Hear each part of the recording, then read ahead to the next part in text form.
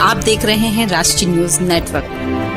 पिछली सरकारों ने बीमारियां दी, चीनी मिलों को बंद करके यहां पर बेरोजगारी दी, पिछली सरकारों ने यहां पे दंगे करवाए, पिछली सरकारों की सोच ही वही थी।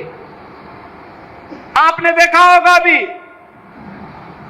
ये लोग जो परिवारवादी हैं, जिनकी सोच केवल अपने परिवार तक सीमित है, जाति का नारा देते हैं, लेकिन जब सत्ता में आते हैं तो तुष्टीकरण की नीतियों की पराकाष्ठा को पूरी करते हुए केवल अपने परिवार के विकास की बात करते हैं, अपने परिवार तक सीमित रह जाते हैं।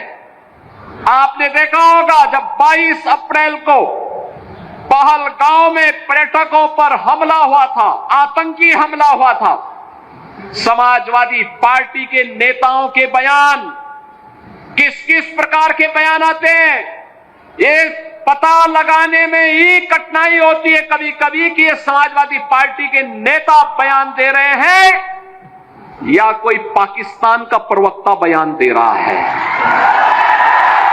ये पता लगाने में ही कठिनाई हो जा रही है। आपने कल समाजवादी पार्टी के एक पदाधिकारी का मुंबई में दिया गया बयान देखा होगा। इससे पहले कानपुर का एक नौजवान अपने परिवार के साथ गया था पहलगांव, स्वर्गीय शुभम द्विवेदी की निर्मम हत्या कर दी गई। जब पत्रकारों ने समाजवादी पार्टी के अध्यक्ष से पूछा कि आप समाजवादी पार्टी आप वहां क्यों नहीं गए, तो उन्होंने कहा कि हमारी पार्टी का थोड़े था। कितना दुर्भाग्यपूर्ण और शर्मनाक बयान है। बहनों और भाइयों, देश की संवेदना होनी चाहिए अपने नागरिकों पर।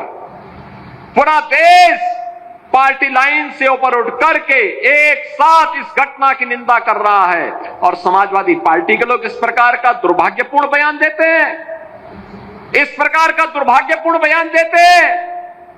पहलगांव की घटना में उनका एक राष्ट्रीय महासचिव बयान देता है, कहता हिंदू ने हिंदू को मारा है, यानी पाकिस्तान को क्लीन चिट देने की कुत्सित चेष्टा।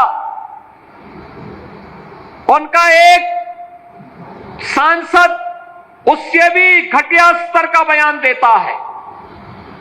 बहनों और भाइयों, जब भी जातिवाद की राजनीति होगी, जब भी विभाजनकारी राजनीति होगी, तो तुष्टीकरण की पराकाष्ठा को पार करते हुए आपकी सुरक्षा के साथ ऐसे ही खिलवाड़ करने का कुत्सित प्रयास करेंगे जैसे वर्तमान में कुछ कांग्रेस के नेता और समाजवादी पार्टी के नेता कर रहे हैं।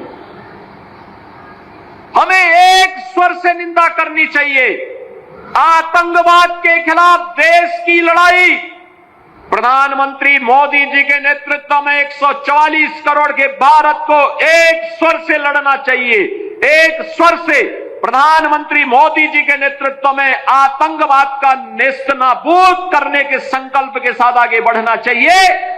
इस संकल्प के साथ अगर हम आगे बढ़ेंगे तो जैसे 10 वर्ष में आपने देश से आतंकवाद को, नक्सलवाद को, उग्रवाद को समाप्त होते हुए देखा होगा, ऐसे ही जो थोड़े तत्व सिर उठाने का प्रयास कर रहे हैं, इनके भी जहन्नुम में जाने के दिन बहुत शीघ्र सामने दिखाई देंगे।